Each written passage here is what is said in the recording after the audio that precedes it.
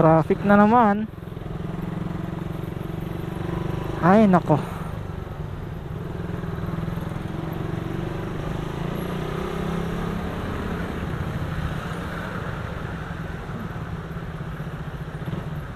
Ganito talaga pag ano, mga Lunes hanggang Biyernes, tapos ganitong oras. Traffic talaga dito. Kasi ginagawang two-way dito sa may malapit sa ano, Santo Niño. Pagkakalas 4 hanggang alas 7, two-way yan dito banda. Pag lagpas mo ng ano, Mercury, doon sa may ACLC din yung banda, one way na pa uwi hanggang Sagkahan, hanggang Coca-Cola yon. So guys, magandang hapon pala sa inyo. Meron lang akong gustong itanong tungkol sa racing carb, especially sa mga naka-experience na o sa mga nakaganong setup, yung mga naka-racing carb. Lalong lalo na yung Kiyen ba yan? Ayan, kung nakikita nyo sa screen, yung brand na yan. Gusto ko lang makahingi po ng opinion o komento sa mga naka-experience na o sa mga nakaganyang setup, kung goods ba yung ganong setup, especially yung 28mm. Kasagaran kasi sa mga naka-Raider 150 carb, tapos nagpaplano ng racing carb, ayan po yung sukat na ginagamit sa karamihan, yung 28mm. Ngayon, magtatanong lang po ako sa mga naka-experience na o sa mga nakaganong setup, kung goods ba sa long ride, di ba? Kung goods ba siya sa long ride, tapos yung gas consumption niya, kung halos same lang ba sa naka-stock na carb. Kasi ako nagpaplano ako magpalit ng racing carb, yung stock carb ko. Kasi yung RPM niya parang may limit siya. Para siyang merong limit, 'di ba? Tapos parang gusto ko kasi yung ano, yung parang nakakagulat sa daan, parang ganon. Although yung stock carb ng Raider is all goods talaga, wala akong masabi, 'di ba? Pero gusto ko lang yung may hiyaw. Kasi sabi ni Ruel, yung mekaniko natin, pag yung mapapansin mo daw pag naka racing carb, pag humarurot daw yung Raider, parang magugulat ka sa daan, parang gugulatin ka, lalong lalo na kung kasabay mo siya sa daan, diba? Tapos parang wala daw siyang limit. Kaya ngayon gusto ko lang masubukan kung ano yung epekto, ano yung magandang epekto sa racing carb, tapos kung ano naman yung hindi magandang epekto pag nagpalit ng racing carb, pag pinalitan yung stock carb, di ba? Kaya guys, sa mga sa mga nakakapanood na itong video natin ngayon, sa mga naka-experience na, sa mga nakaganong setup ngayon, o sa mga nakaganong setup dati tapos nagpalit ng bumalik sa carb, sa stock carb, pa-comment naman po guys kung ano po yung feedback, di ba? Kung maganda ba, kung hindi ba maganda. Kasi ako nagpaplano talaga ako magpalit ng ng carb. Plano kong gawing racing carb, 'di ba?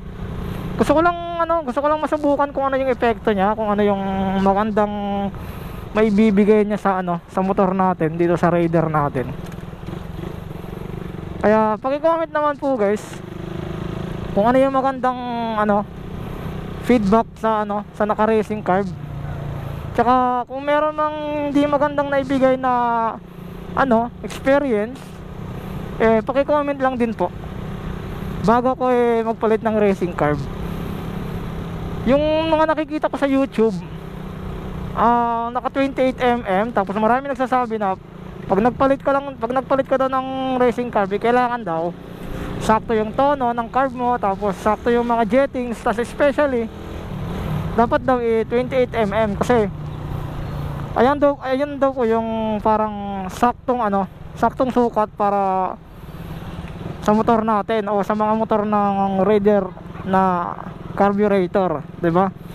Kasi daw pag medyo mataas na daw yung ano niya, yung sukat niya like 30 mm, para daw tawag nito, para daw kurog kung tawagin sa waray-waray. Kumbaga sa Tagalog parang ma-vibrate daw, 'di ba? Parang masyado na daw ma-vibrate kung mataas na yung sukat ng ano mo, racing carb mo. Kaya maraming gumagamit 28 mm, 'di ba? 28 mm yung ginagamit na sukat. Siguro yun yung standard, tapos kailangan daw original para madaling ito, no? Tapos para daw hindi pa iba-iba yung tono pag pag original yung mabili mo. Nakita ko yan sa Shopee, sa Sakmatic. Kasi hindi ako nakaka-timing para pumunta para magtanong ng personal. Kaya yung ginawa ko, tinignan ko sa site nila o sa Shopee nila yung Sakmatic. Yung Sakmatic guys is dito lang yan sa amin. Pero since nga hindi ako nakaka-timing pagpunta doon para tignan yung presyo nila o kung meron silang available, tinignan ko yung Shopee nila, Shopee Store. Nasa 1,500. Yung Sakmatic is talagang maaasahan mo talaga na legit talaga yung mga binibenta nila doon. Kasi itong natin, yung mini driving light na switch natin, yung 3-way switch, mag-aapat na taon na to. Kasi nabili natin to nung sa Mio pa lang to. Tapos nabili natin to 1 year na yung motor natin, yung Mio. Tapos nag 3 years na lang siya. Yung Mio natin nandito pa rin to. Tapos itong motor natin ngayon, dito natin kinabit itong 3-way switch natin. Magta-3 taon na to sa November. Buhay pa rin yung switch natin. Doon ko to binili sa Sakmatic. Kaya tested talaga doon yung mga item nila doon. Tapos yung racing car na sinasabi ko na Cayenne brand, meron sila doon. Ewan ko kung marami silang stock. Kasi nung tinignan ko doon, nakalagay doon one stock na lang ata, 'di ba? Yung presyo noon is nasa 1,567 ata yun. Ayan, kung nakikita yung sa screen. Ayan yung sinasabi ko na Cayenne brand na racing carb, 'di ba? So yun guys, inuulit ko sa mga naka-experience na ng racing carb, pa-comment naman po ako guys. Lalong lalo na yung Cayenne brand, kasi maraming brand yan yung Cayenne brand, yung plano kong bilhin. Paki-comment naman po guys kung ano yung feedback. Okay, so yun guys, yun lang naman po yung video natin ngayon. Gusto ko lang talaga malaman kung ano yung feedback ng natin, yung plano nating bilhin sa susunod, 'di ba? Para at least bago tayo bumili, alam muna natin yung feedback at yung hindi magandang feedback, 'di ba? Kung maganda ba siya o hindi, 'di ba? Para at least hindi tayo magsisi, 'di ba? So yun guys, maraming salamat po sa inyong panonood. See you in my next vlog. At ride safe po sa ating lahat. Peace out.